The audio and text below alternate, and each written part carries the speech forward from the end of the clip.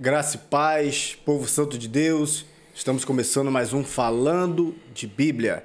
Esse podcast ao qual nós tiramos aqui uma horinha para aprender mais sobre a Bíblia Sagrada.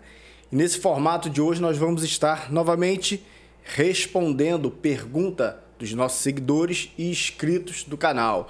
Se você quer saber como você faz a sua pergunta para o Pastor Paulo, você tem que seguir lá no Instagram, Falando de Bíblia Oficial. E para obter a resposta, você tem que ser inscrito e estar com a notificação aqui do sininho ativada.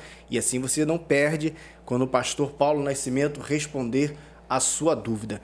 Então esse podcast Falando de Bíblia que tem abençoado milhares de pessoas, assim como a minha vida e a vida de todos que assistem, nós vamos estar aqui tirando essa horinha para aprender mais da palavra de Deus com o nosso mestre pastor Paulo Nascimento. Shalom, shalom, meu amigo. Shalom, shalom. Prazer estar aqui mais uma vez, Daniel. Muito obrigado por esse momento tão singular e a gente poder compartilhar um pouco da palavra de Deus com os nossos seguidores, nossos amigos.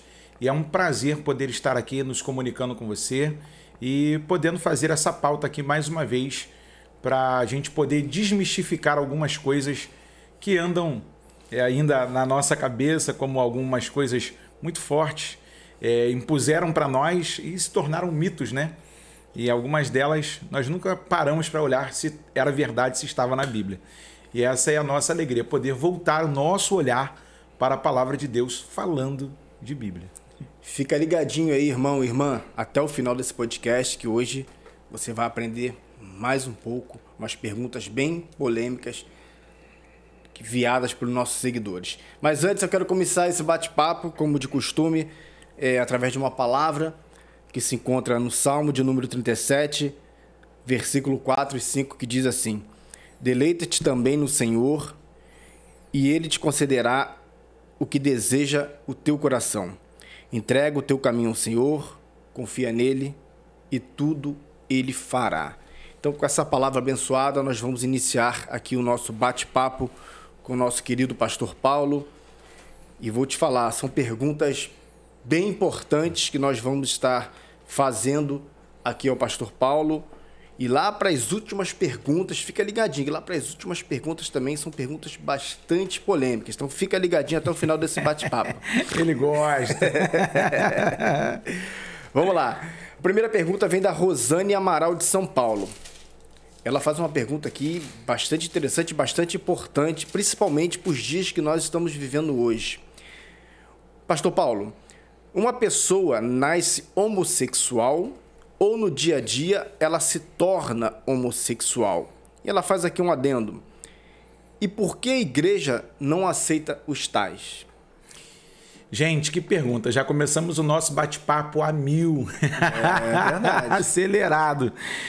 Um grande abraço para a nossa irmã de São Paulo, a todos os irmãos de São Paulo que são assíduos aqui no canal Falando de Bíblia. Primariamente, minha irmã, a gente entende pela Bíblia que Deus criou homem e criou a mulher. Deus criou o ser humano heterossexual. E Deus deu uma ordem para ele quando os uniu: frutificar, encher a terra. Essa é a palavra de ordem do Criador para o primeiro casal. Deus trabalhou a sexualidade do ser humano. E eu acredito, de uma forma bem simplória, aqui expondo o nosso arrazoado, que isso é uma construção dos dias. Isso é uma construção, onde a pessoa vai percebendo coisas, vai se envolvendo com determinadas situações, vai se encantando e vai demonstrando um lado diferente daquilo que é a sua criação. Uma das coisas que a gente precisa entender é que a igreja, ela ama a obra evangelizadora e o alvo da obra evangelizadora são os pecadores. Eu, Paulo Nascimento, que continuo sendo pecador, porém agora justificado, devo pregar a palavra para todos quantos o Senhor me enviar. Isso vai de um traficante, a um bandido, a um ladrão, a uma prostituta, a um homossexual, a um mentiroso, a um prostituto, a alguém de uma vida que vive viciada no jogo. Então, assim, nós não podemos escolher pessoas para quem vamos pregar. A tantos quantos o Senhor nos enviar, nós devemos fazê-lo com zelo e com amor. Porque nós estamos falando diante de pessoas que, por máximo que haja uma contrariedade ao nosso entendimento e à nossa formação, é uma vida, é uma alma. Não é verdade? É uma alma que a gente está tendo a oportunidade de injetar nela as questões do reino de Deus, ou seja, o amor de Deus, a importância do que é a sua vida e da obra que Deus quer realizar. Quando a gente fala de a igreja não aceitar, é muito complicado, porque no nosso maior estatuto, que é a Bíblia, essa aqui é a nossa regra de fé. Por exemplo, você vai ver que em Gênesis Deus criou o homem e cria a mulher. Deus não criou homem e outro homem. Deus não criou, como diz o ditado popular aí, Adão e Ivo. Deus criou Adão e Eva. Segundo, você vai ver que nas leis morais, Deus falou para que o homem não deitasse com outro homem e a mulher não deitasse com outra mulher. Ah, pastor, mas isso é Antigo Testamento. Tá. Mas e Paulo escrevendo aos Romanos de forma doutrinária, ele disse que os homens inflamaram-se em si mesmos, deixando o uso natural das mulheres para se inflamarem com outros homens e recebendo a recompensa. Para você ter ideia, Daniel, e você que é seguidor aqui do canal que nos assiste, o SUS hoje, o seu maior número de procedimento cirúrgico é da reconstrução anal. Caramba. Olha que troço interessante. Por quê? E um dos maiores atendimentos do SUS é para a galera que está infectada com HIV. Porque a turma, ela quer porque quer ter o seu desejo desenfreado, é o meu corpo, são as minhas regras, né? Assim, a grande fala de hoje. Mas, vamos lá, Deus não te criou de uma forma? Porque tem gente, não, porque eu nasci gay. Não, você não nasceu gay, você nasceu homem ou você nasceu mulher. Que quando você já saiu do ventre da sua mãe, o médico pegou e disse, é homem, é mulher, é um menino, é uma menina. Ele não falou, é um homossexual, é um sem jeito, é um esquisitinho, é um estranho, como algumas pessoas gostam de impregnar. Não, não foi isso. Deus criou um ser humano.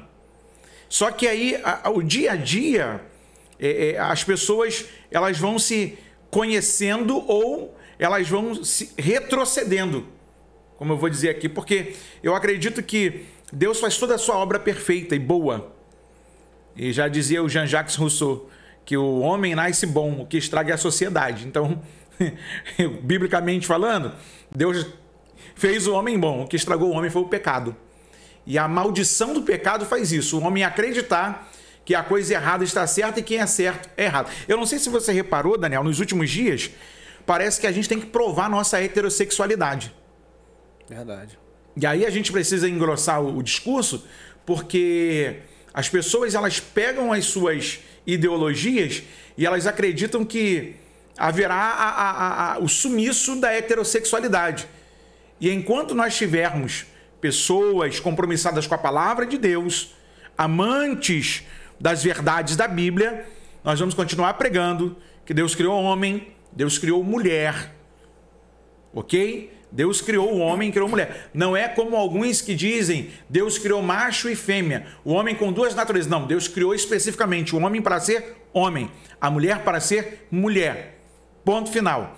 Agora, a igreja ela entende biblicamente que não tem como eu colocar uma pessoa para pregar, uma pessoa para dirigir um departamento, uma pessoa para trabalhar numa atividade da igreja que ela esteja ainda com a sua sexualidade deformada. Ou seja, o cara gostando de homem, a menina gostando de mulher e se relacionando. E como é que fica a questão disso tudo? Então é impossível, porque o nosso Deus é santo e ele exige que nós também andemos em santidade, como escreveu Pedro. Uma questão bem complicada, né, meu pastor? Ouvindo aqui o senhor falar, né? Aí eu fiquei aqui imaginando. E como é que a gente vê essa questão assim, né? Às vezes uma criança nasce, o senhor falou sobre a sociedade, mas ela apresenta os trejeitos, né? Ou a questão hormonal, por exemplo, o menino apresenta todos os trejeitos de menina. Tem menina que apresenta trejeitos de menino. Eu conheço algumas pessoas assim, crianças que foram assim, que estão sendo geradas, e todo mundo fica falando, ó, quando crescer, vai se revelar, vai se revelar. Como é que a gente explica isso? Assim, não é que é uma questão espiritual, é uma questão hormonal? A ciência não acha essa resposta. Como é que a gente lida? Como é que a gente vai lidar com essa geração? Porque, só para concluir, nós estamos vendo crescer muito o número de homossexuais. Não estou dizendo que sempre existiu, mas era uma coisa mais refreada. Agora, sim, com esses movimentos, estão se mostrando mais. Mas eu estou falando da questão da geração das crianças, dos adolescentes, dos jovens que estão nascendo. Uns são momentos que, para experimentar aquilo ali, né? Vamos porque é bacana, é moda. Beleza, pode ser uma coisa passageira, mas aquela pessoa que tem dentro dela aquele desejo que ela não consegue se libertar. E como é que vai ser essas pessoas? Daniel, a gente, pelo menos em gabinete, pensa de 2 a 3 formas. Uma, você pode ter uma questão hormonal, sim, que pode acontecer na gestação de uma criança e tudo mais. Você tem uma outra aplicação, é que a criança ela é de observar. A criança ela é aquilo que ela vê e aquilo que ela ouve. Ela é como uma esponja. A psicologia explica isso. Ela vai formando o seu caráter, observando. Tanto é que algumas meninas, elas falam assim, o papai é o meu namorado. Por quê? Porque ela vê a identificação do homem que beija a sua esposa e ela pega a figura masculina como proteção e ela joga um determinado amor por um momento para identificar de que ela já também está definida na sua sexualidade. Isso é científico. Agora, o Freud dizia que a sexualidade começava, o prazer começava na boca.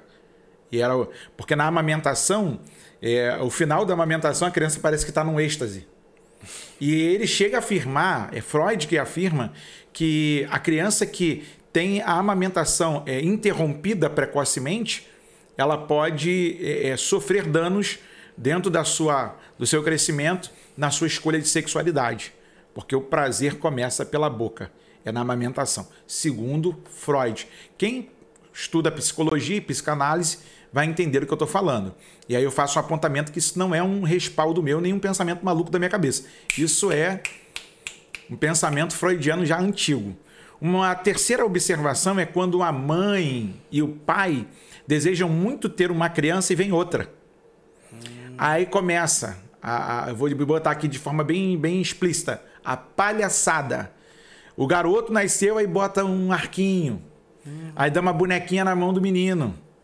A mamãe tá passando batom, chega no garoto, joga na bochechinha dele, aí passa, seria tão bonitinho uma menina, ou então a menina que nasce, o pai queria um menino e leva pro futebol, veste como menino, não sei o quê, aí quando a criança chora, você é menina ou é menino?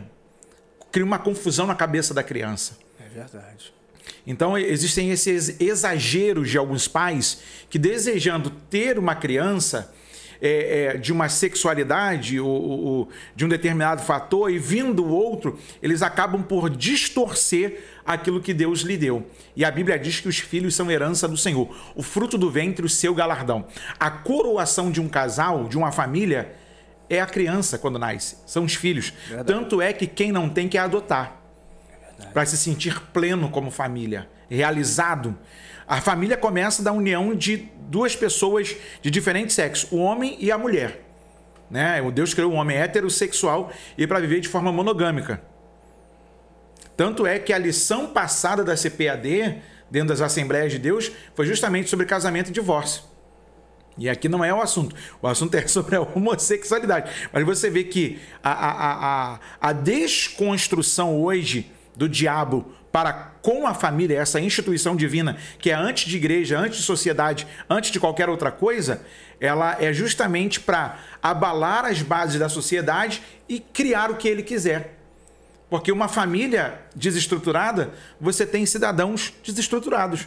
Agora, uma família sólida, você tem pessoas que têm uma capacidade sólida de conviver com a sociedade de forma sadia. E aí você tem um problema. Por quê? Porque as pessoas falam assim, é demônio? Pode ser que algumas vezes seja uma influência satânica, mas comumente é um desejo da carne. Tá aqui, ó, que grita. E aí a gente passa a demonizar aquilo que é carne. Vai ler os Gálatas. Paulo escrevendo sobre as obras da carne. Quando você lê as obras da carne, você vê que tem muita coisa que a gente bota a culpa no diabo e não é o diabo. E aqui eu indico para vocês, nossos seguidores e irmãos, o livro do doutor Augusto Nicodemos Lopes, Polêmicas na Igreja, na página 133. Ele escreve aqui, a partir da 123, decência e impureza. Ele, no 123 diz, o que a Bíblia diz sobre as relações homossexuais. Na página 133, carta a um ex-gay. Na página 139, profissão prostituta. 143, casamento e fornicação. Na página 149, palavrão, como assim? Então, assim, ele está tratando de coisas que ele escreve uma carta dentre essas coisas aqui para um rapaz que se converteu e depois de 5 anos, mesmo estando casado com uma mulher, ainda sentia desejo por um homem. E aquilo estava afetando o seu casamento. É um livraço, é uma obraça para você entender qual é o contexto da igreja brasileira. É o que acontece em muitas igrejas brasileiras e fora do Brasil, Polêmicas na Igreja, que é da editora Mundo Cristão. Amém. Rosane Amaral, então está respondida a sua pergunta. Deus abençoe, Rosane. Vamos para a segunda pergunta da Sinara de Petrópolis, Rio de Janeiro. Sinara. Que diz assim: por que algumas igrejas fazem culto de missões e não têm missionários no campo? E não enviam valores arrecadados no culto para os missionários parceiros? Vou fazer só um acréscimo aqui, meu pastor.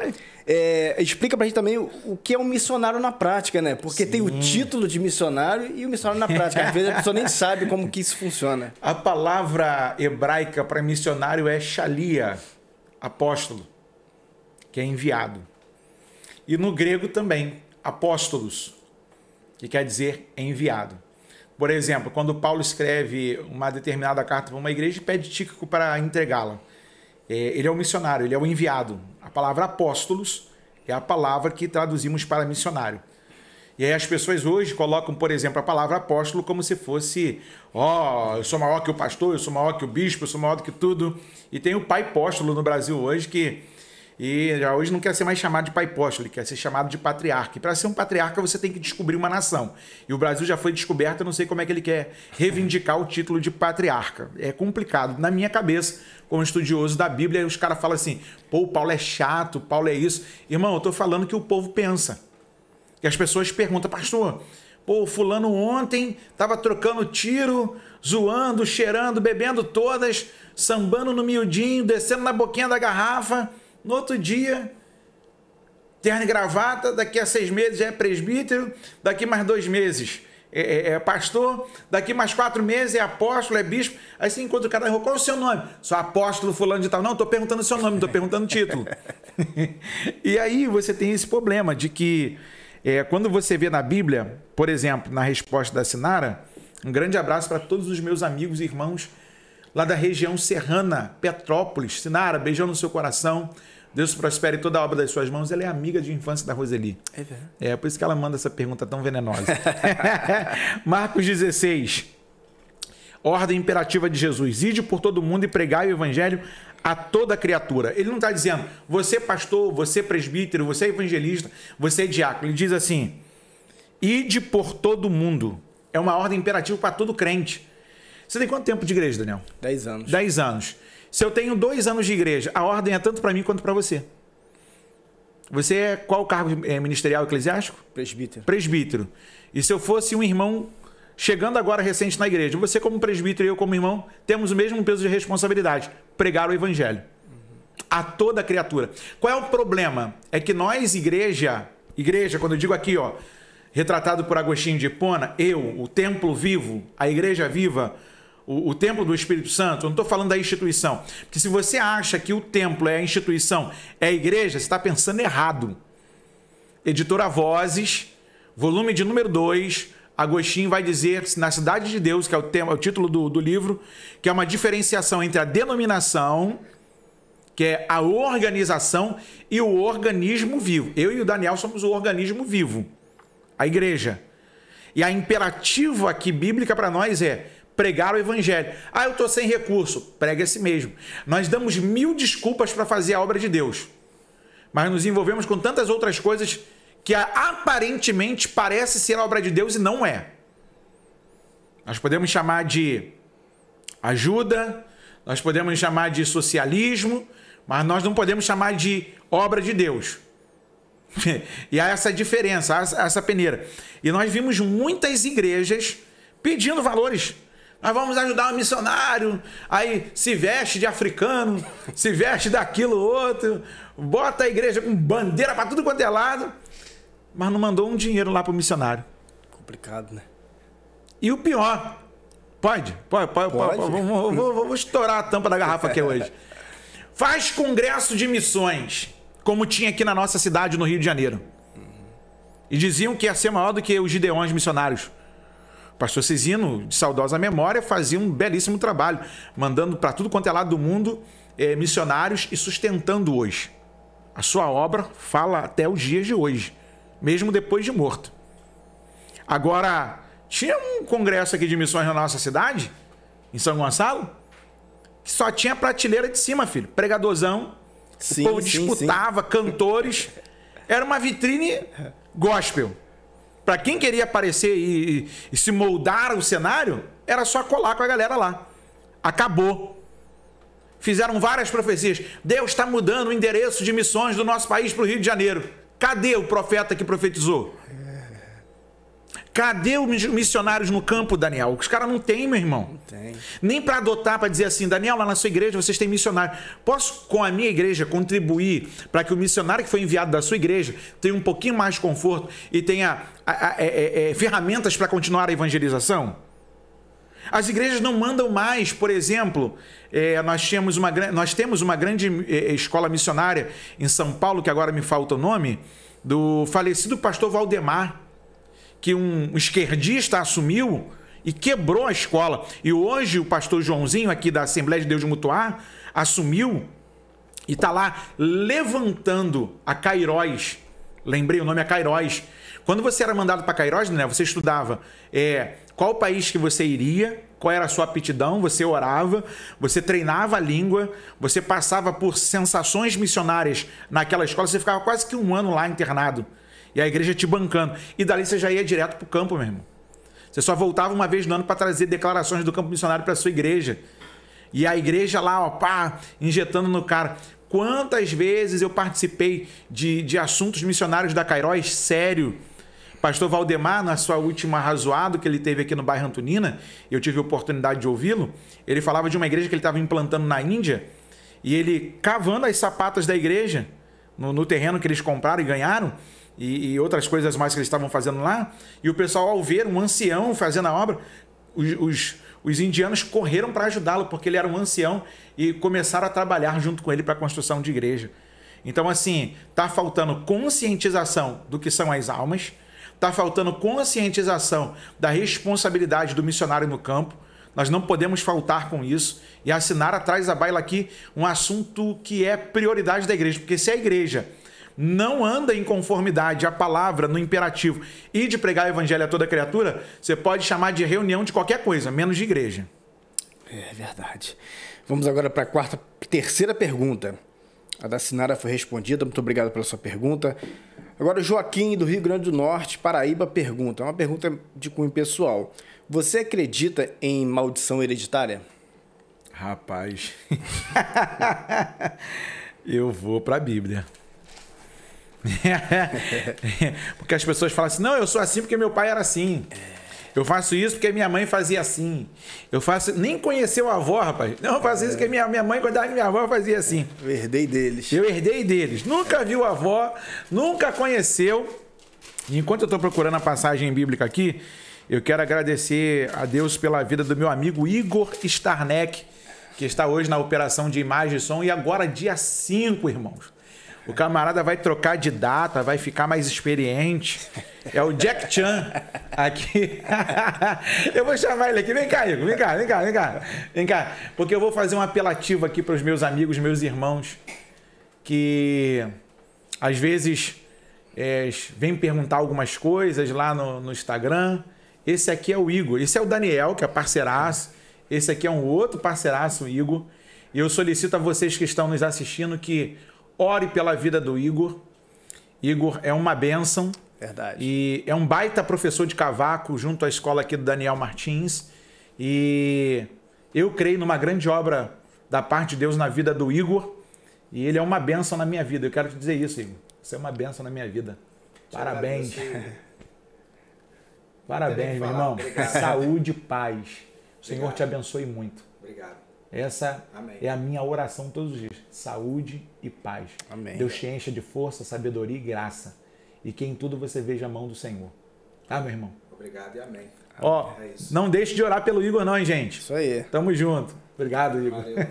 É o Jack Chan aqui do estúdio. Mas se eu acredito em maldição hereditária, Daniel, eu tenho, por exemplo, Êxodo 20, verso 5. Não te encurvarás, Êxodo capítulo 20, verso 5, não te encurvarás a elas nem as servirás, porque eu, o Senhor teu Deus, sou o Deus zeloso, que visita a maldade dos pais nos filhos até a 3ª e a 4ª geração daqueles que me aborrecem. Deuteronômio capítulo 7. Olha que interessante. Enquanto a maldição vai até a 4ª geração, olha o que Deuteronômio capítulo 7, o verso 9 vai dizer. É por isso que eu amo esse Deus. Porque Deuteronômio capítulo 7, verso 9. Saberás, pois, que o Senhor teu Deus é Deus, o Deus fiel, que guarda o conserto e a misericórdia até 1000 gerações aos que o amam e guardam os seus mandamentos, e dá o pago em sua face a qualquer dos que o aborrecem, fazendo perecer. Não será remisso para quem o aborrece, em sua face lhe o pagará. Guarda, pois, os mandamentos e os estatutos e os juízos que hoje te mando fazer. Será, pois, que se ouvindo estes juízos, os guardares e fizerdes, o Senhor teu Deus te guardará o conserto e a beneficência que jurou a teus pais. Enquanto a maldição é até a 4ª geração, a bênção de Deus traz a ideia de que ela é infinita, é até 1000 gerações. Por que eu não acredito em maldição hereditária? Porque o preço do sangue de Jesus pagou todas as minhas dívidas. Sabe por que eu não acredito? Porque o castigo que nos traz a paz, disse Isaías, estava sobre ele, e pelas suas pisaduras fomos sarados. Se Jesus é o Cordeiro de Deus que tira o pecado do mundo, se Jesus é a oferta perfeita, e se ele anula toda a maldição que era contra mim, não tem mais espaço para maldição. Porque tem uns crentes também que, pelo amor de Deus, os caras não passam numa esquina. Tem macumba aqui, deixa eu passar de lado, porque vai, né, aqui. Irmão, pelo amor de Deus. O sangue de Jesus Cristo me purificou de todo pecado. É o escrito joanino, lá na primeira carta.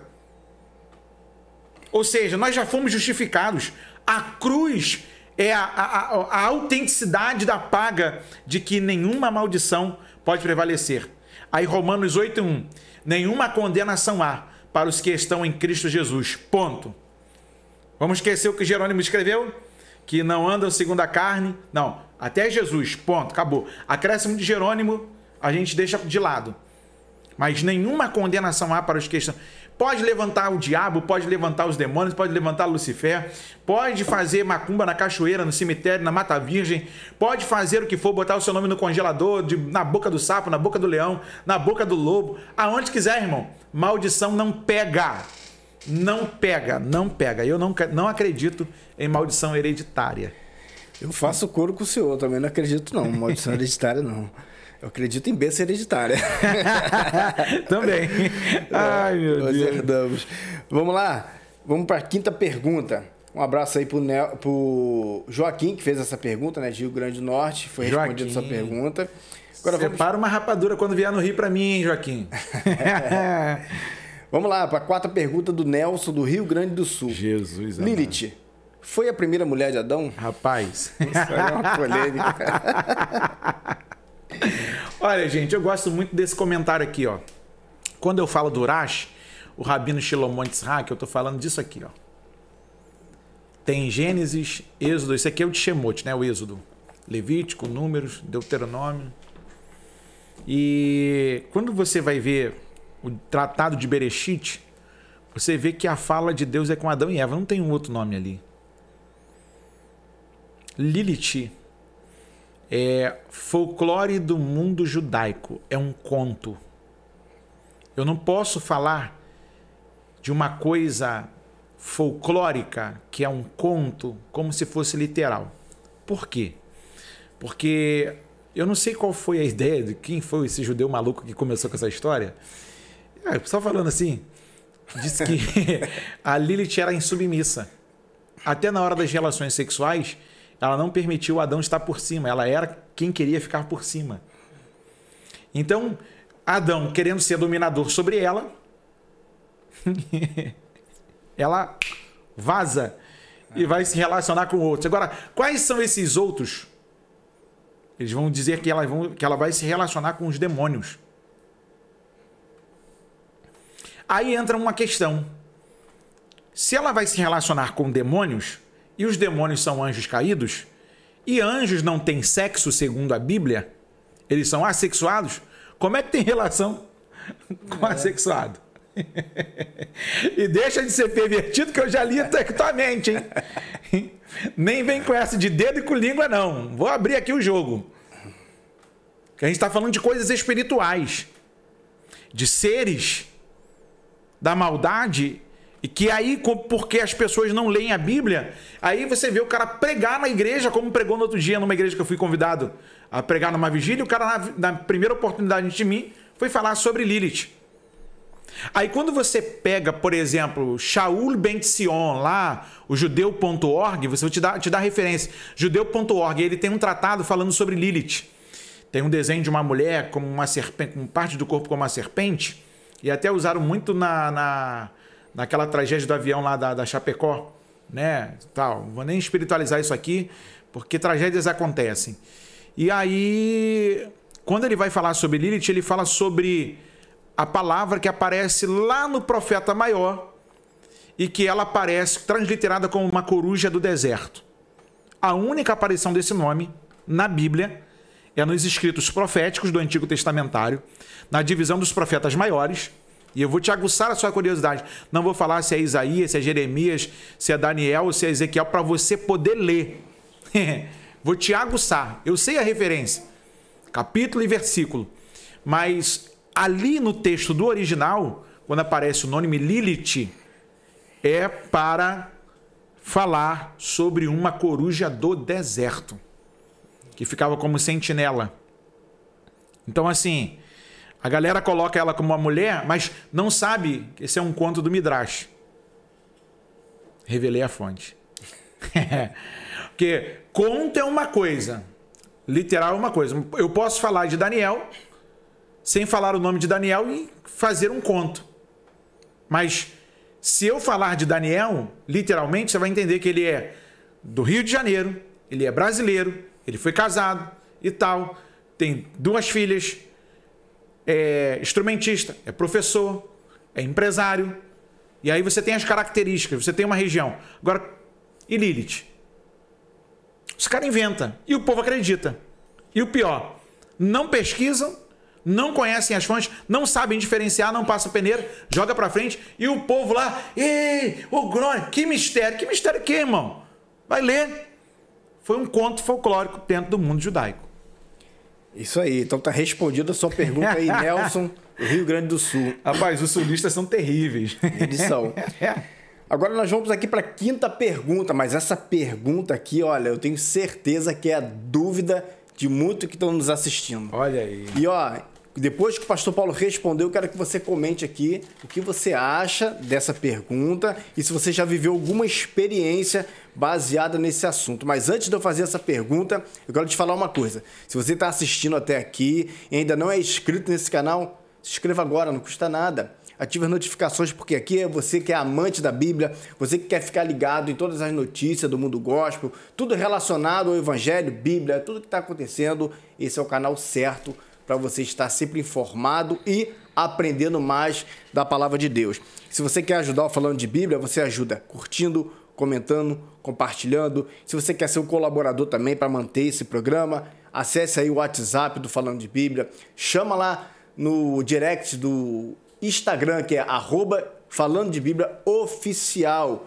Você vai saber como você pode estar ajudando. Se você quer que sua marca passe aqui nos podcasts, ó, você também pode entrar em contato, falar com a equipe lá do Pastor Paulo, lá, sua secretária, e perguntar como é que eu faço para minha marca passar naquela telinha lá. Porque aqui nós estamos com uma audiência bem legal, você pode estar divulgando a sua marca, você que tem uma livraria, você tem um infoproduto, ó, tá aí a sua chance. Quero até mandar um abraço pro Vaguinho, ó, ganhei, irmão, ganhei 3 camisas, @via.lupes, LOOPES, via.lupes, aqui, gente.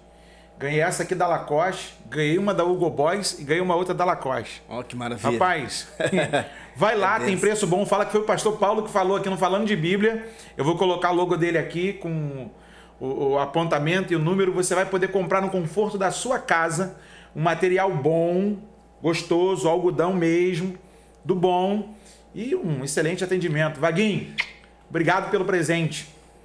Então fica aí a dica, tá? @Falando de Bíblia Oficial para parcerias, para ajuda. Também se você quiser mandar um presente aí pro Pastor Paulo, fique à vontade, né? Eu recebo!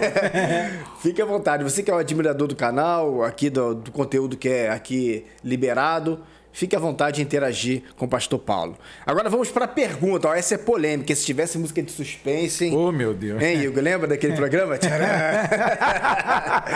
Eu ia pedir pra você soltar agora a música de suspense. Pastor Paulo Nascimento. Bebe uma água. Afina o gogó que essa pergunta agora vai pegar, hein? Pastor Paulo, macumba pega em crente? Oh, meu Deus. Não, mas ainda tem mais um pouquinho. Por que alguns cristãos temem ter alguém fazendo macumba contra eles? Rapaz, é muito forte. Meu Deus! Prepara o seu copo com água, que no final nós vamos orar, fazer a prece milagrosa.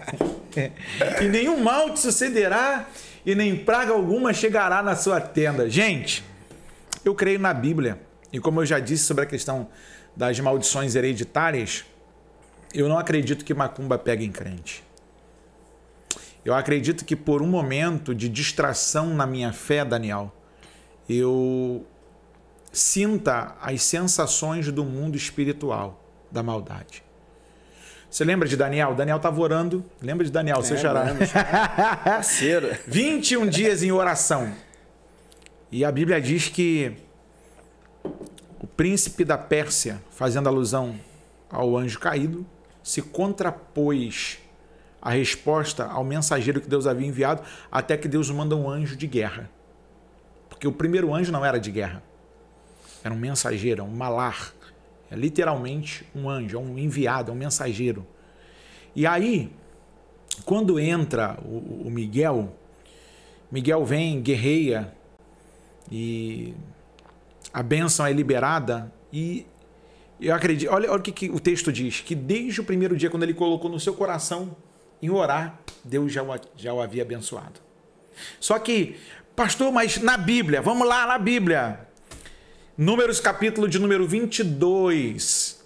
Olha que interessante. O Balaque contrata o Balaão para amaldiçoar o povo do Senhor. Ele contrata um feiticeiro porque ele está vendo a carreira desse povo que sai do Egito. E o povo está prosperando, tudo que o povo vai passando, o povo vai conquistando. Ele quer parar a marcha. Aí olha o que ele vai dizer. Numa das situações, porque Balaão conhece o poder de Deus. Ele é chamado de vidente também, no Antigo Testamentário.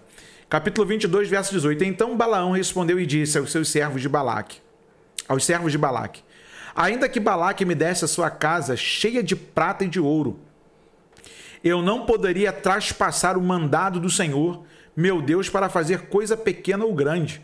Agora, pois, rogo-vos que também aqui fiqueis esta noite, para que eu saiba o que o Senhor me dirá mais. Cara, ele era picareta, malandro. Ele tinha contato com a eternidade. Mas ele tá querendo o dinheirinho da terra. Aí fala assim, não, fica aí um pouquinho, vamos ver o que ele fala, vai que ele muda de ideia, né, e tal. Aí lá no capítulo de número 23, Moisés escreveu para nós a seguinte expressão de Balaão. Verso de número 18. Então alçou a sua parábola e disse: levanta-te, Balaque, e ouve, e inclina os teus ouvidos a mim, filho de Zippor, que era o que havia contratado para amaldiçoar Israel. Verso 19, eu acho esse verso um dos versos mais lindos da Bíblia. Deus não é homem para que minta, nem filho do homem para que se arrependa. Porventura diria ele, não faria? Ou falaria e não confirmaria? Aí verso 20. Eis que recebi mandado de abençoar, pois ele tem abençoado e eu não o posso revogar. 21. Não viu iniquidade em Israel, nem contemplou maldade em Jacó. O Senhor, seu Deus, é com ele e nele, e entre eles se ouve o alarido de um rei. Verso 22. Deus os tirou do Egito. As suas forças são como as do unicórnio. Gente, olha o que o Balaão vai dizer. Que Deus estava neles, com eles e neles. Ou seja, ele é contratado para amaldiçoar. Fazer uma corimba para Daniel. Bater um tamborzinho aqui. Aí na hora que o cara vai bater o tambor, ih, rapaz, o cara sabe que vai dar errado, que não vai funcionar. Pega o dinheiro e no final ele faz o quê? Ele enganou, foi o trouxa. Agora, meu irmão, minha irmã, não confunda. O mundo espiritual existe. O diabo existe. O diabo não é um conto nem uma lenda. Os demônios existem, eles são perturbadores. Pode ser que você esteja sendo atacado por alguma coisa de forma espiritual e aí você ainda não teve entendimento para tal e está julgando que isso possa ser uma macumba, possa ser isso ou aquilo. Querido, não existe encantamento contra os eleitos de Deus. Biblicamente, no Novo Testamento, lá na carta joanina, quem é de Deus, o maligno não toca. Ou João falou besteira, ou falou delirando. Lá pertinho do Apocalipse, 1 de João, quem é de Deus, o maligno não toca. Justamente naquele verso, e esta é a vitória que vence o mundo, a vossa fé. E aí você vai ler no contexto, está lá, quem é de Deus, o maligno não toca. Se o maligno não toca, irmão, eu vou dizer aqui de novo, pode fazerem aqui como os profetas de Baal fizeram nos dias de Elias, se retalhar, dar o seu sangue, vai ser em vão. Fica tranquilo. Turbulências, tempestades, dificuldades, adversidades, todos nós passamos. Porém, lembre-se, maior é o que está conosco do que o que está no mundo. Essa é a nossa alegria e entendimento, saber que Deus está conosco e Ele é maior do que tudo. Muito boa a sua resposta, meu pastor. E fazendo aqui um adendo, fazer uma outra pergunta. A gente, como assembleano, né, a gente sempre fala assim, né? A gente sabe que o inimigo não tem nenhuma legalidade sobre a nossa vida, né? Nós que às vezes que abrimos a brecha. Então, como é que funciona isso, essa brecha? Eu como crente, cristão, como... Eu falo assim, o diabo está agindo na minha vida porque eu dei uma brecha. Como é que funciona isso? Daniel, o diabo é o maior intruso que existe no mundo. Você, suponhamos, saiu de casa e não trancou a porta. Isso quer dizer que você está dando direito para o ladrão entrar? Não. O diabo é oportunista. Mas dá uma oportunidade para ele. Mas ele é intruso. Ele é intruso. Não precisa ter uma brecha para ele tentar. Ele intenta toda hora. Ele é como disse Pedro, ele está ao nosso derredor bramando como um leão. Ele está querendo entrar. Ele está querendo pegar. Ele está querendo fazer a sua presa. Ele já mirou. Só que qual é o problema? As pessoas acham assim, é porque, irmão, eu pequei. Irmão, quem que não peca? Se você falar que não pecou, já é mentiroso. Quem que não peca? Já está pecando. Então, assim, as pessoas tendem a dizer assim, não, porque lá no meu passado eu dei brecha. Irmão,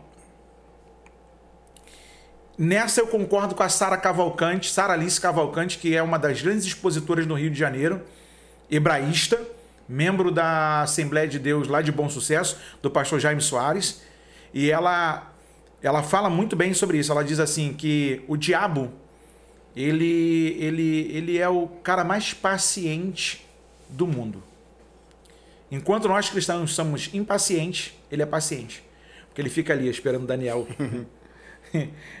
se distrair, não é nem dar brecha, se distrair, e ele vem com força, velocidade para a destruição, porque o poder do diabo é destruir. O poder de Deus é criar, é manter, é dar forma.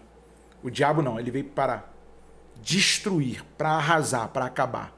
Apesar do texto bíblico de João falar sobre o ladrão, a gente entende também, espiritualizando o texto, que aquela é uma das características do diabo. Que o ladrão do rebanho do aprisco é o diabo. Ainda que a gente não fale, a gente fale de um ladrão salteador, por conta do contexto do enredo da história, a gente sabe que o diabo também é um ladrão do rebanho do Senhor, é um assaltante do rebanho do Senhor. E ele quer acabar com as ovelhas do rebanho do Senhor. Ele não quer só roubá-las, ele quer destruí-las. Por isso, vigiem. Quem está de pé, olhe para que porventura não caia. Antes de você orar, você primeiro deve vigiar. Não é orar e vigiar, é vigiar e orar. Amém. Então está respondida aí a pergunta da Tânia Maria de Nova Iguaçu. Muito obrigado pela sua pergunta, Deus abençoe. Vamos agora para a pergunta do Jonas de Belo Horizonte. Olha, essa pergunta também é bastante curiosa, polêmica e há contraversões, que diz assim: quando eu chegar no céu, pastor, terei memória dos meus familiares e amigos? Veremos realmente Abraão, Isaac e Jacó? E agora pegou, hein? Essa foi uma pergunta de um amigo que eu trabalhava com ele em 2012. Tive a oportunidade de trabalhar assessorando a ele. E ele um dia pegou o seu filho no colo com tanto carinho, Daniel, e disse assim: Paulo, eu amo tanto meu filho, Deus me deu uma bênção tão grande. Hoje eu entendo que é amar de verdade. E ele beijou o seu filho e falou assim: queria te fazer uma pergunta. Eu falei: se eu souber responder. Eu sempre falo para ele: se eu souber responder, para todo mundo. E ele falou para mim assim: Paulo, não seria, olha o argumento dele, não seria injusto da parte de Deus eu chegar no céu e não poder reconhecer o meu filho? Aí eu falei: caramba, eu nunca tinha parado para pensar naquilo. Porque eu não sou pai. Eu sou filho, eu sou irmão, eu sou cunhado, eu sou tio. Mas mesmo assim eu nunca tinha parado. Tipo assim, meu irmão, tá? Aí vamos para a Bíblia, Lucas capítulo de número 16, uma parábola de Jesus. Ora, havia um homem rico e vestia-se de púrpura. Capítulo 16 de Lucas, verso 19. Havia um homem rico e vestia-se de púrpura e de linho finíssimo, e vivia todos os dias regalado e esplendidamente. Havia também um certo mendigo, chamado Lázaro, que jazia cheio de chagas à porta daquele, e desejava alimentar-se com as migalhas que caíam da mesa do rico, e os próprios cães vinham lamber-lhe as feridas. E aconteceu que o mendigo morreu e foi levado pelos anjos para o seio de Abraão. Como é que Lucas sabia que era o seio de Abraão? É porque é Jesus que está contando. Vamos lá. E morreu também o rico e foi sepultado. Ele teve um sepultamento, uma cerimônia fúnebre. E no Hades ergueu os olhos, estando em tormentos. Olha o que a Bíblia diz. E no Hades, que a palavra inferno é Geena, não Hades por completo. E aqui eu rechaço a ideia de purgatório. Não é um pré-morte como o purgatório que a Igreja Católica pregava. E no Hades ergueu os olhos, estando em tormentos, e viu ao longe Abraão e Lázaro no seu seio. E clamando disse: Abraão, meu pai, tem misericórdia de mim e manda Lázaro que molhe na água a ponta do seu dedo e me refresque a língua, porque estou atormentado nesta chama. O cara está vamos botar no inferno, no pós-morte, está em tormentos e acha que pode mandar ainda. O cara ainda continua soberbo, como nos dias da vida da terra. Pegou? E disse: porém, Abraão, filho, lembra-te que recebeste os teus bens em tua vida, e Lázaro somente males, e agora este é consolado e tu atormentado. Jesus também não está fazendo apologia aqui à doutrina da miséria, pelo contrário, porque ambos tiveram o direito de conhecer a lei do Senhor, tanto o rico quanto o pobre. E além disso está posto um grande abismo entre nós e vós, de sorte que os que quisessem passar daqui para vós não poderiam, nem tampouco os que de lá passar para cá. E disse ele: rogo-te, pois, ó Pai, que o mandes à casa de meu pai, pois tenho 5 irmãos, para que lhes dê testemunho, a fim de que não venham também para este lugar de tormento. Disse-lhe Abraão: Eles têm Moisés e os profetas, ou seja, a lei, que é a Torá, e os tratados dos profetas. Ouçam-nos. E disse ele: não, Abraão, meu pai, mas se algum dos mortos fosse ter com eles, arrepender-se-iam. 31. Porém, Abraão lhe disse: se não ouvem a Moisés e aos profetas, tão pouco acreditarão ainda que algum dos mortos ressuscite. Ou seja, Jesus está contando uma história que só ele conhece aquele trâmite. Ele está falando do pós-morte. E ele está dizendo que tanto Lázaro que está do lado de cá, sei lá, vê que Lázaro não fala nada. Quem está falando é o rico. E é o rico que está falando com Abraão. Olha, como é que ele sabe que o rico que é Abraão? Porque a turma diz assim: não, quando eu chegar no céu, e tem até louvores, eu verei os meus irmãos que um dia... Cassiane canta muito isso. Eu verei o pai Abraão e também os meus irmãos que um dia por amor com Cristo sofreram. Eu ficava pensando, mas nunca tinha pensado dessa forma como agora. E você vê que há uma memória para o morto, que está no lugar de tormento, e lá Abraão está conversando com ele. Ou seja, eu imagino assim, Daniel, Paulo Nascimento, para depois não falar assim: o cara falou que estava na Bíblia, não estava. Eu, Paulo Nascimento, imagino assim, que no grande juízo de Deus, nós vamos viver eternamente, os que vão para o céu com Deus, e os que ficarem em tormento terão lembranças daquilo que eles rejeitaram no corpo. Porque a palavra do rico é: não deixe que meus irmãos venham para cá. Aí você vai ver que Jesus, quando ressuscita, ele aparece entre os discípulos, ele atravessa com o corpo a parede, e logo depois ele diz assim para Tomé: toca. Tem uma história na Bíblia que eu fico assim: caramba, mano, eu só acredito porque está na Bíblia. Abre a câmera aí, ô Igor, olha só. Que coisa... Vamos lá. Toca aí, Daniel. Pô, acabei de passar pela parede, meu irmão. Como é que essa matéria passa pela parede? E Cristo foi visto, foi apalpado, foi tocado. É uma coisa assim extraordinária. Outro texto bíblico diz que quando Jesus ressuscita, vários mortos ressuscitaram com ele e foram vistos andando pelas cidades. Irmão, tem coisa da Bíblia que a minha cabeça não vai conseguir. Mas quanto a esse assunto, hoje eu penso de forma singular. Vamos continuar no mesmo formato, porque Cristo, quando ressuscita, ele não vem num formato diferente. Ele vem num corpo glorificado, ressuscitado, mas também continua mostrando: toca aqui. Toca na ferida. Se é esse o problema, então toca, tá aqui, ó. É verdade, eu ressuscitei. E aí você vai ver que teremos um novo corpo, teremos um novo nome, mas teremos as nossas memórias contínuas, porque lá nós vamos abraçar assim Abraão, Isaac, Jacó, Paulo. Eu queria muito abraçar Paulo, rapaz. Meu pai colocou o meu nome por causa de você. Eu tinha maior problema com o meu nome. Eu acho até que a gente tem que fazer uma comparativa aqui na pergunta do Jonas. É no Jonas, né? Isso, Jonas. Que ele até falou uma coisa interessante, né? Pô, se chegar no céu lá e amo tanto meu filho, chegar lá e não reconhecê-lo, né? Mas vamos fazer aqui vou usar uma palavra bonita, anamnese, né? Que eu aprendi aqui, nós aprendemos aqui, aqui no estúdio. Vamos lá. Aí chega no céu, ter a alegria de reconhecer o filho. Pô, que beleza.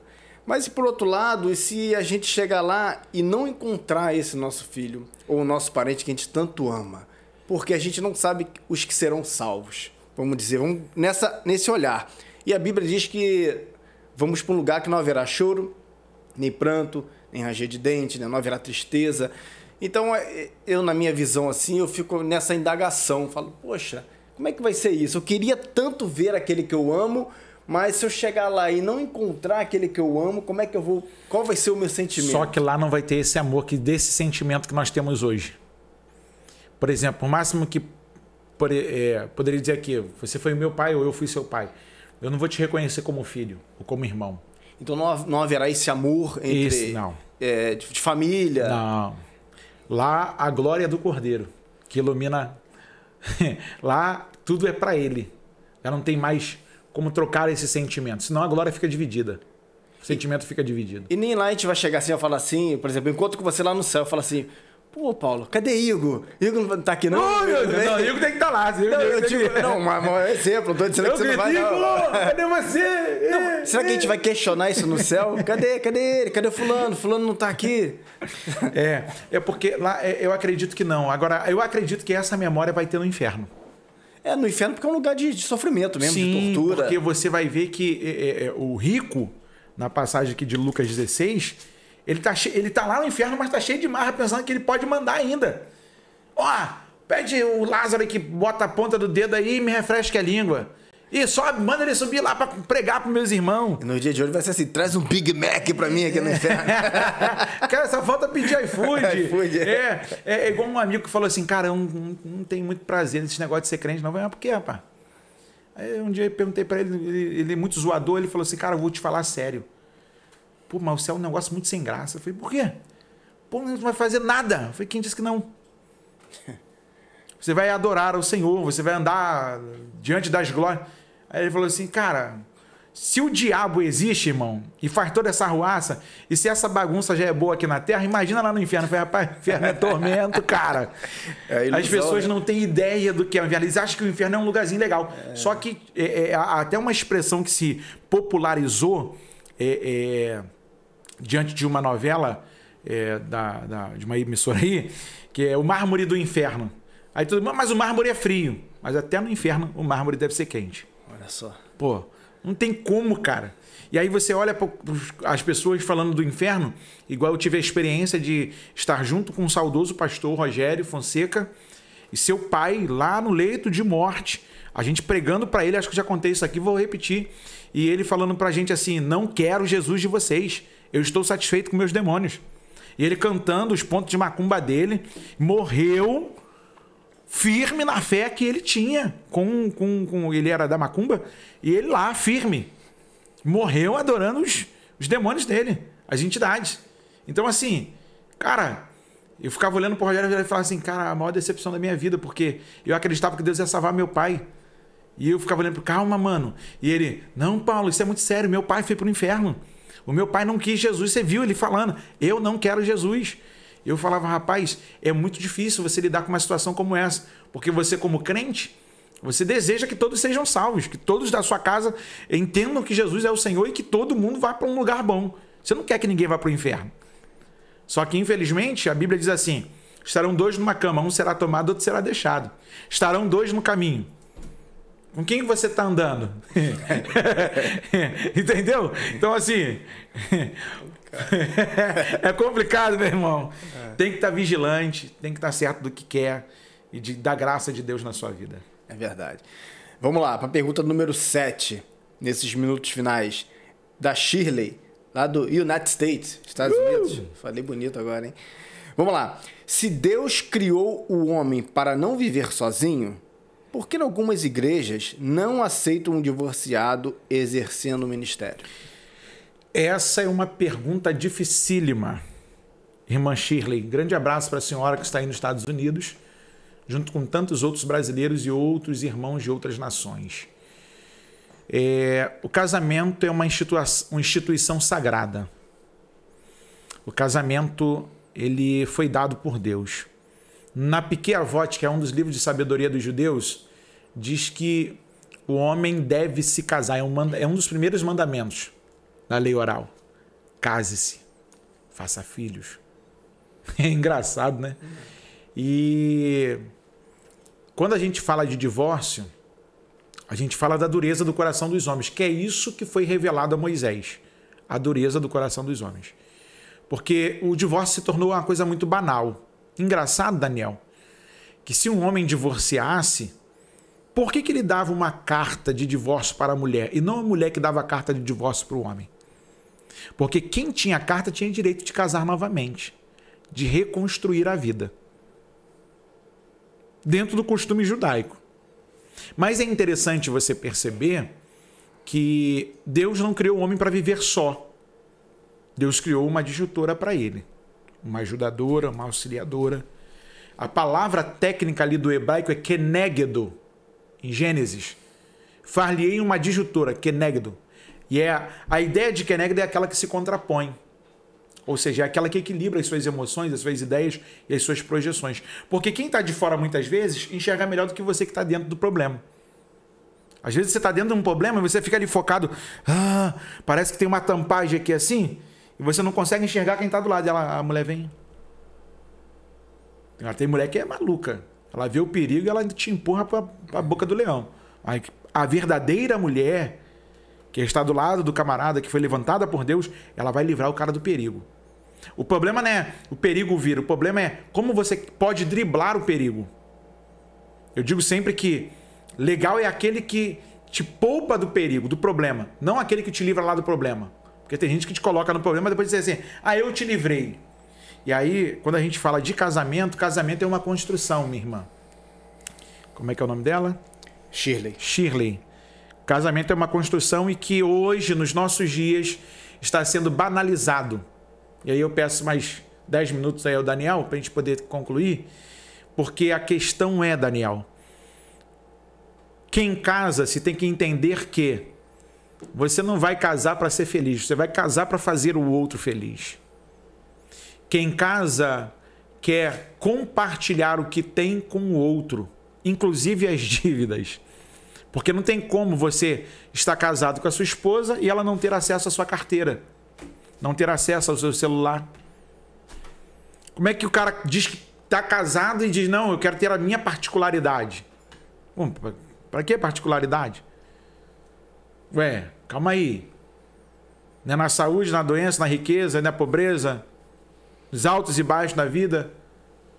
Então quer dizer que você dorme com uma pessoa, confia o sono a uma pessoa, está do lado dela, e não confia a outras áreas da sua vida?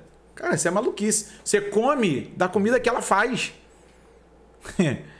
Então, assim, é bem complicado. Então, quando a gente fala de segundo casamento, principalmente no nosso meio, que é a pergunta da nossa irmã, eu acho muito difícil uma pessoa exercer ministério, irmã Shirley, por duas questões. Por exemplo, como é que eu, dependendo da forma que eu me separei, ou que a pessoa se separou, vai fazer uma cerimônia de casamento? Qual é a autoridade que ele tem para abençoar se ele fracassou no casamento? Não estou dizendo que a pessoa separou, acabou a vida. Deus criou o homem, como a senhora disse, um ser social, um ser para conviver com outras pessoas.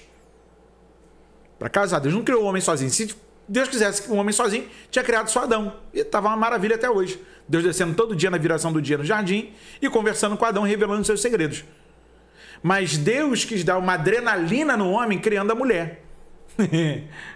Não é isso? E aí, qual é o grande problema? É que se eu não enxergo a família como um presente de Deus para mim, se eu não enxergo o valor que a família é pela Bíblia, eu faço da minha família uma coisa qualquer e a destruo. E aí depois eu vou construindo outros relacionamentos e vou destruindo outras pessoas porque eu não entendi a responsabilidade que é o casamento. Alguém me perguntou esses dias por conta da escola bíblica dominical, Pastor Paulo, o senhor é a favor do divórcio? Eu disse, não. O divórcio é a última instância que um casal vai procurar. Ele vai orar, ele vai buscar aconselhamento, ele vai buscar terapia, ele vai buscar o direito do perdão.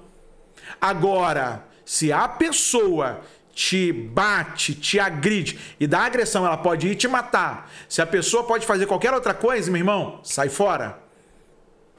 Aí, Paulo, que isso? Não, irmão. Você tem direito, como ser humano e como mulher, aí na delegacia da mulher e denunciar esse camarada. Porque esse não é um cara que te ama, porque quem ama não bate. Quem ama não agride. Quem ama cuida. E eu não posso ser irresponsável e dizer para você que, não, irmã, dá mais uma chance, e o cara quer te matar. Ou então a mulher quer te matar, porque tem mulher também que mata. Não é verdade? E tem um caso aí, nas nossas mídias, de uma grande pastora que está aí. Vai ser agora, julgado por esses dias. Ou seja, para ela foi uma ofensa ser chamada de divorciada. Mas não era uma ofensa tramar a morte do seu marido. Pegou, Daniel? Como é que o ser humano ele não vê valor mais nas coisas? Aí o problema não é sobre o segundo casamento. O problema é, você se resolveu do primeiro? Ou você vai continuar sangrando em cima de outro? Verdade. Você era o problema? Porque tem gente que fala assim, não, porque só um... Não, irmão, casou, 50% da problemática é sua e 50% é do outro. Divide a conta, meu irmão. Não é só no restaurante, não. Divide a conta. Tem gente que é impaciente, tem gente que é problemática, tem gente que... porque minha mãe, quando eu tomava banho, ele vinha e me dava a toalhinha na minha mão. Meu irmão, pelo amor de Deus, pega a sua toalha, leva pro banheiro. Sua mulher não é sua empregada. Agora, os caras, Daniel, eles não querem uma mulher para casar e ser feliz e amá-la e respeitá-la e honrá-la. Eles querem mais uma empregada do que uma esposa. Eles querem mais um troféu para andar do lado da rua, para todo mundo ver. Pô, tô com a mulher bonitona, enxutona, um mó corpão. Não, casamento não é isso não. Casamento é responsabilidade. Por exemplo, vou te contar uma história. Eu tinha 7 meses de casado quando descobri que a Roseli estava com tumor. E uma das primeiras coisas que a doutora falou foi, eu já vi muito casal se separar por causa dessa doença. Porque na alteração hormonal que ela teve, ela alterou o humor. E a doutora falou para mim assim, seja paciente com a sua esposa. Não desista dela. E uma das coisas que eu mais fui fazer, Daniel, foi me esforçar para amá-la e mostrar o quanto ela valia para mim. Era fácil daqueles dias poder largar, abrir mão e sair fora. Só que seria a maior das minhas covardias. Eu estou me colocando aqui no exemplo. Uhum. Porque eu também sou... porque quando a gente vê que a gente é sujeito a qualquer coisa, que nós somos humanos, é que a gente fala assim, caramba, cara, eu quase morri. Quase aconteceu comigo. Então, assim, a gente passa a ver que a gente tem que compreender o outro lado. E eu não posso escantear os meus irmãos porque eles separaram. Porque no livro de Números, eu vou te dar a ideia, livro de Números, para a gente encerrar esse assunto, que ele é muito extenso e a minha fala aqui não vai resolver. É apenas um apontamento. Livro de Números, quando Miriam e Arão se levantam contra Moisés, a rebelião de Arão e de Miriam, capítulo 12, vai ler. Miriam e Arão estão acusando Moisés de um novo casamento. Cadê Zípora? Meteu o pé. Quem é essa mulher cuxita? Ou essa mulher egípcia, como algumas traduções chamam? A mulher de Cush, que eles estão acusando Moisés. Ô, Daniel, calma aí. O cara que denunciou a dureza do coração dos homens também precisou de uma carta de divórcio, estava no segundo relacionamento, e quando Deus desceu, ficou do lado de quem? Deles que estavam acusando, que viviam uma vida certinha, ou do camarada que estava no segundo relacionamento? Ficou do lado do Moisés. Porque a vida continua. E vou deixar uma palavra para você, minha irmã, você que foi traída, você que foi abandonada, ou meu irmão, você que foi abandonado, você que teve o desprezo de alguém, a vida continua. Levante-se, ergue-te, cinge-te de forças. Eu sei que é difícil, mas a sua história continua. Deus não desistiu de você. Bela resposta, meu pastor. Shirley, recebe essa resposta do pastor. Para a gente fechar, pastor, a gente já estourou o tempo, mas não vamos deixar aqui essa resposta, essa pergunta que veio lá da Europa, né, do Natan, que vive em Portugal, que diz assim: por que alguns artistas gospel acreditam que devem ter outra identidade fora do púlpito das igrejas? Porque os caras, rapaz, quando sai, uma grande pergunta do Natan, Nathan, é o seguinte, ele é filho de brasileiro com uma americana. Um grande abraço para sua família, do Nathan, né? Ele viu gente lá na Disney bebendo, fumando, mas aqui no Brasil canta e prega. Santo, Santo é o Senhor Deus. Aí fica olhando para o céu, poderoso. Mas gosta de tomar uma braminha, uma Heineken, fuma um cigarrinho lá fora. Dupla identidade. E esse cara toca num assunto, irmão, que isso é muito perigoso nos nossos dias, Daniel, porque depois do púlpito, quem sou eu? Pastor Neil Barreto, diante do ministério Trazendo a Arca, em uma gravação do primeiro DVD do Trazendo a Arca, o Neil Barreto pregou: quem é você quando ninguém está te vendo? Quem é você diante de Deus quando ninguém está te vendo? Porque, apesar de você não me ver, tem um Deus que está me vendo, que está em todos os lugares. Então, assim, é muito complicado, porque a turma acha que, mas é a minha vida, ninguém tem que se meter. Tá, você é uma figura pública. Você não é só um artista gospel, você é um cristão, uma cristã. Igual a outra que foi para a praia e botou fio dental. E chegou lá, os irmãos da igreja que viram lá pregar uns 2 dias antes começaram a filmar. E a pregadora aí, pastor, como é que fica esse negócio? O outro passeando de barco com uma outra mulher, que não era dele. E a mulher dele dopada dentro do hotel que ele dopou. Vagabundo. Aí você vê esses camaradas nas grandes mídias, pregando quase que todo dia, pregando em um estado diferente, quase que toda semana. E os camaradas vivendo uma vida dupla. No púlpito, a santidade em pessoa. Fora do púlpito, uns devassos. E aí, quando Paulo vai falar para Timóteo, cuida de ti mesmo. Essa é a palavra para nós. Tenha cuidado de ti mesmo, irmão. Porque quando você cuida de você, quando Paulo cuida de Paulo, automaticamente estou cuidando de Daniel, para que eu não seja um escândalo nem uma pedra de tropeço para o Daniel, nem para o Igor, que está aqui comigo.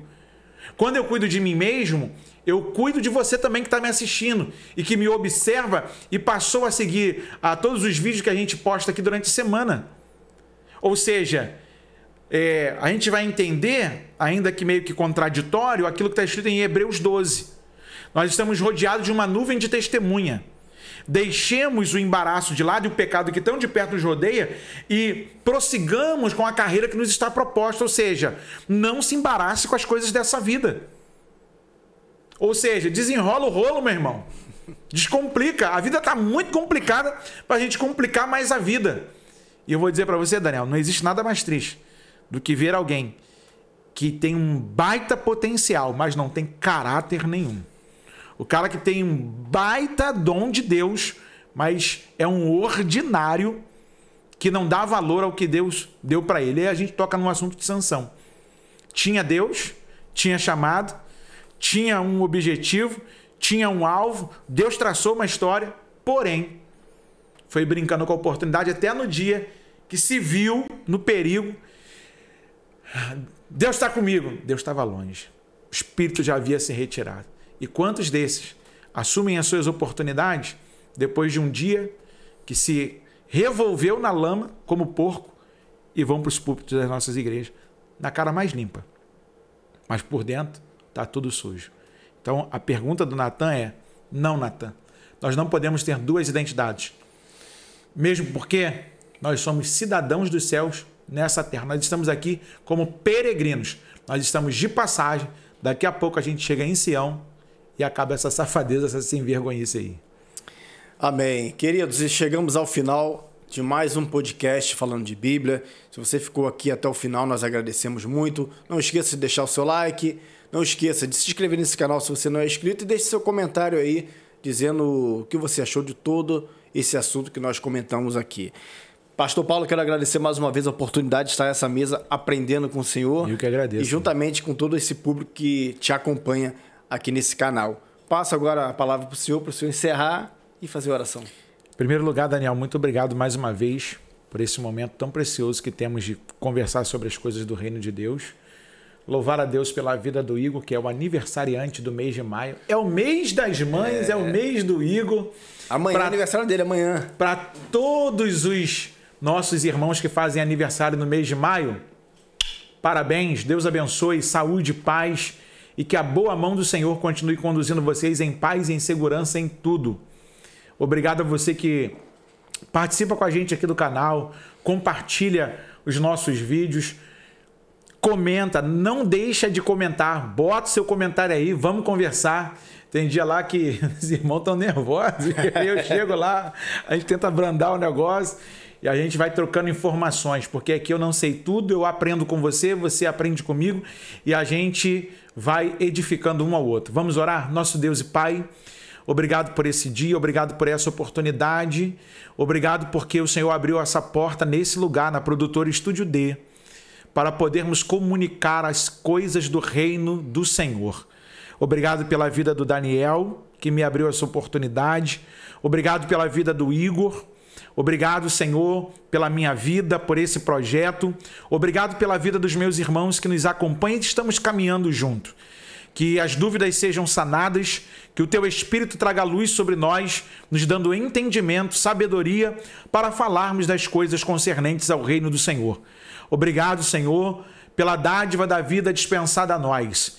E se por acaso alguém está temeroso, amedrontado, Senhor, por conta de palavras contrárias, por conta de ameaças de alguém que intenta contra a sua vida no mundo espiritual, que o Senhor os repreenda e que haja vida, paz e saúde sobre esta casa.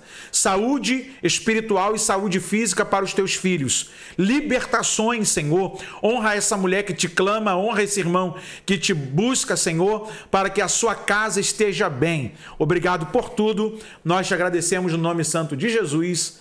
Amém, amém. E amém. Um grande abraço, um grande beijo para o meu irmão Wagner, que é Wagner Barur, lá do Instagram, @via.lupes, via.loops,